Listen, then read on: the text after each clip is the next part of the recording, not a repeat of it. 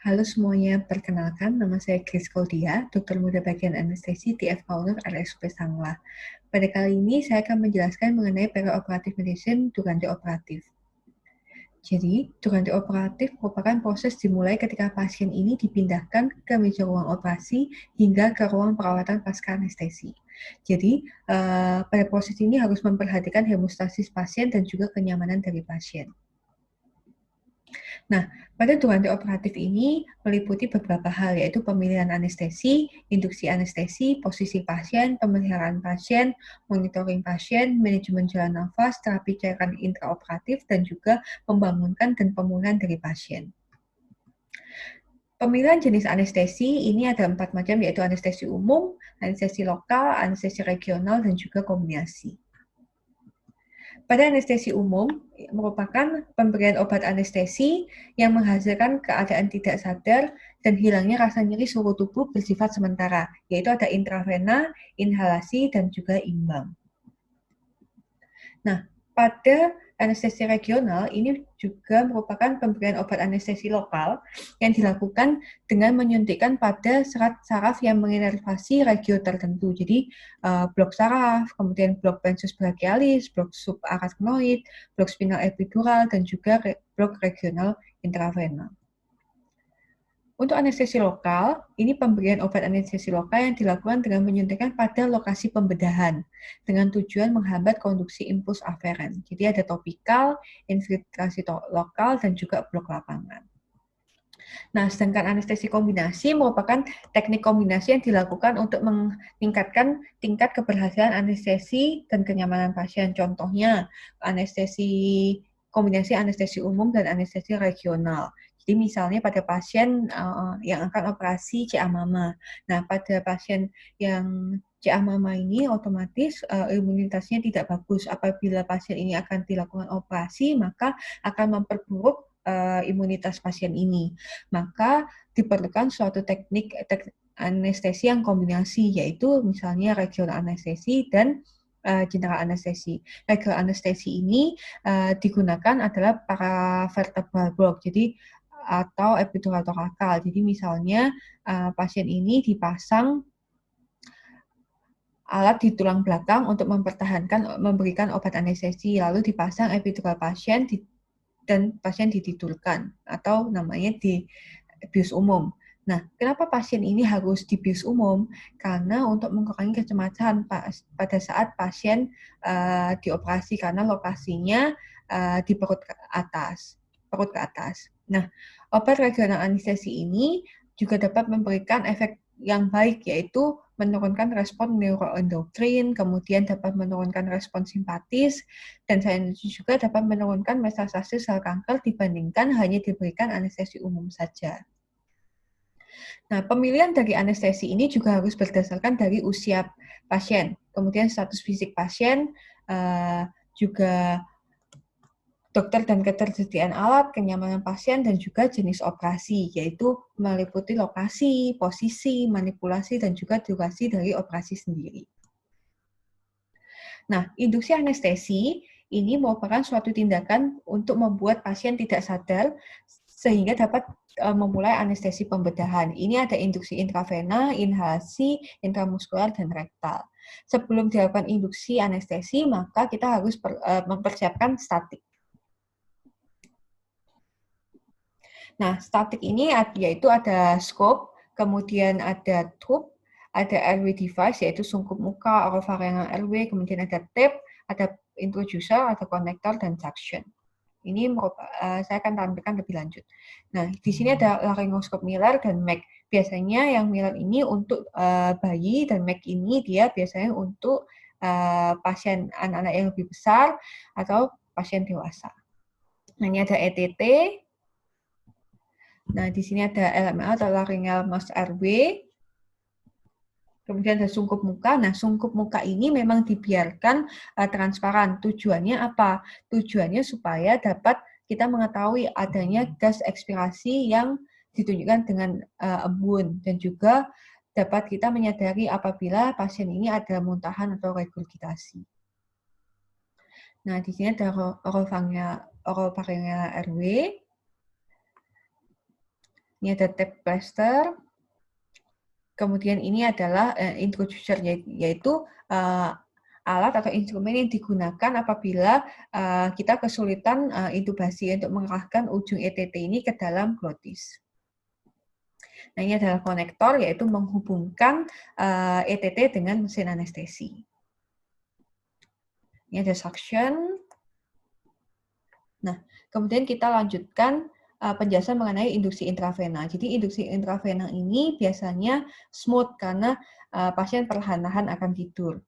Nah, pemasangannya tekniknya yaitu diawali dengan pemasangan kateter intravena, kemudian pasang monitor, kemudian preoksigenasi dengan O2 100% selama 5 menit, injeksi pelan dari obat induksi, dan juga perhatikan kondisi pasien dari sadar menjadi tidak sadar.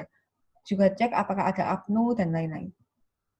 Nah, induksi inhalasi ini biasanya ada rasa tidak nyaman, namun indikasinya dapat digunakan pada anak yang tidak kooperatif tanpa jalur akses intravena, kemudian obstruksi jalan nafas atau misalnya epiglossitis, dan juga tidak ada vena yang dapat diakses. Bisa dilakukan juga pada orang dewasa yang fobia jarum suntik. Nah, ini adalah induksi intramuskuler, yaitu indikasinya pada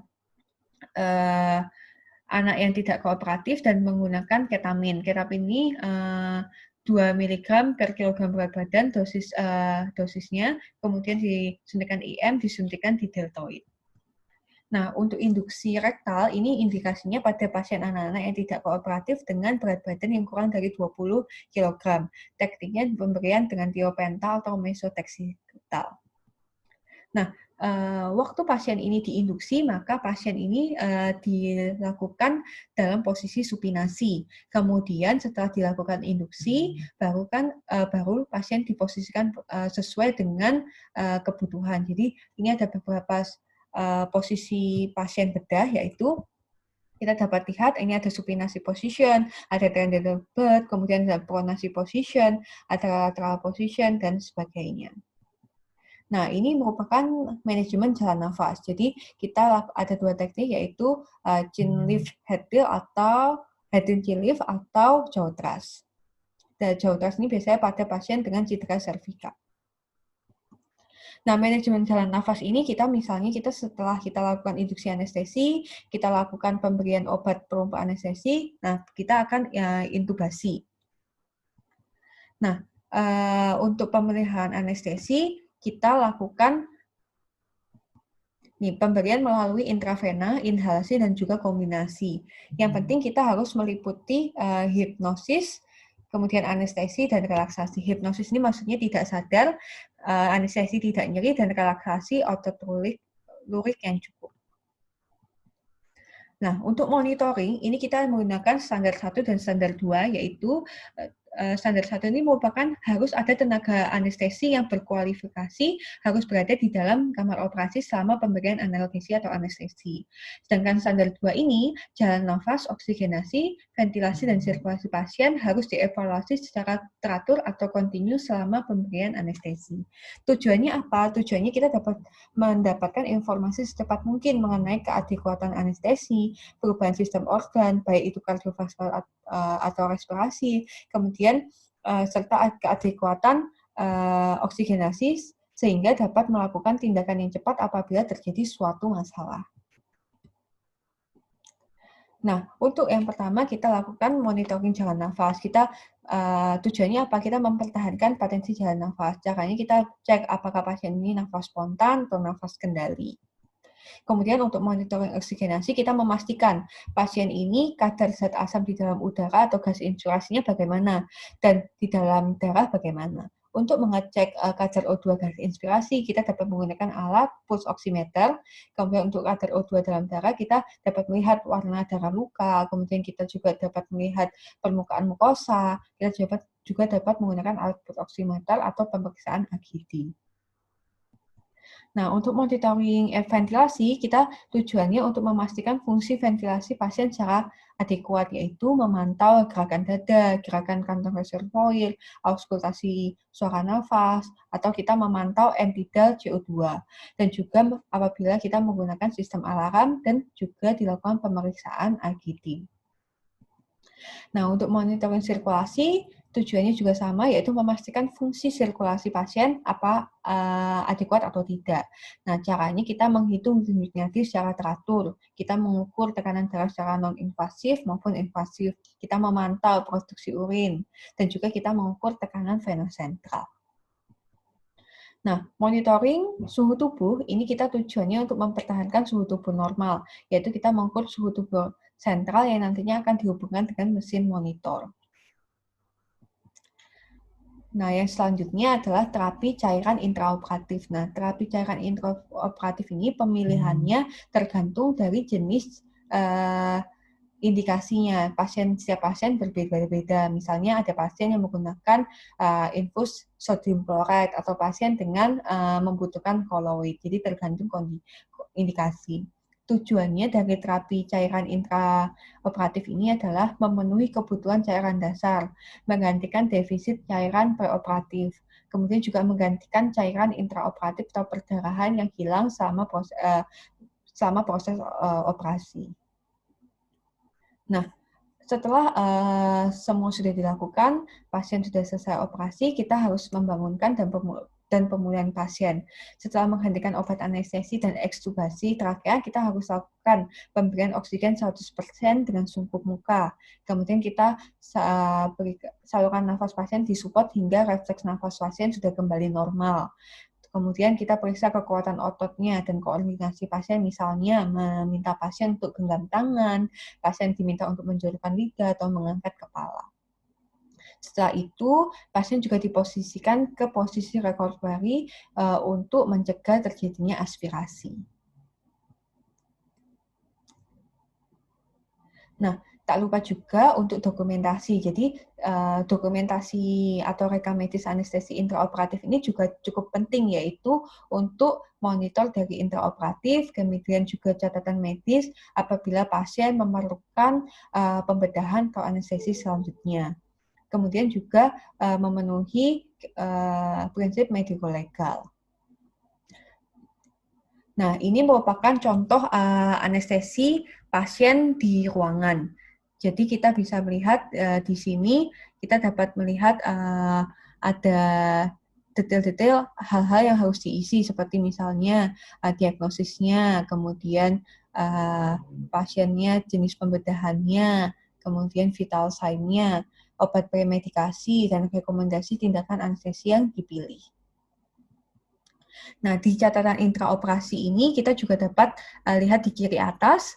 Jadi kita lihat apakah dipasang infus, kemudian ukurannya berapa, pasiennya seperti apa saat operasi, misalnya posisinya terlentang, atau litotomi, atau duduk. Kemudian juga penilaian prainduksi, yaitu sebelum dilakukan obat tidur itu suhu, nadi, tensi, respirasi, saturasi, dan juga EKG.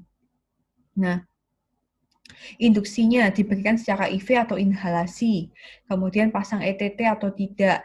Nah, misalnya jika pasien diintubasi, kita harus tahu intubasinya caranya gimana, dengan oral, nasal kanan, nasal kiri, atau menggunakan fiber optik atau tidak.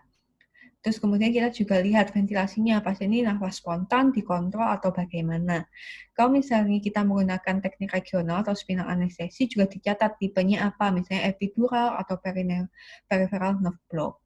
Dan juga apakah ada kombinasi anestesi, misalnya regional dengan general anestesi. Nah, hal itu juga harus dicatat. Di sebelah kanan juga ada obat-obatan, form obat-obatan. Jadi misalnya kita suntikan obat suntik diberikan jam berapa, kemudian dosisnya berapa, diberikan seberapa. Kemudian di bawah ini juga ada vital sign. Nah, ini merupakan catatan anestesi di ruang pemulihan. Jadi kita biasanya isinya jam berapa masuk ruangan, kemudian ruangan pemulihan, kemudian bagaimana saat kondisi masuk ruangan, kemudian jam berapa akan keluar ke ruangan pemulihan, dan bagaimana kondisi saat keluar ruangan pemulihan. Kemudian juga setelah pasien ini keluar ruangan pemulihan, nih pasien ditaruh di mana, misalnya di ruang inap atau di ICU, itu semua harus dicatat. Nah, ini merupakan referensinya. Sekian dari saya. Mohon maaf apabila ada kesalahan. Terima kasih.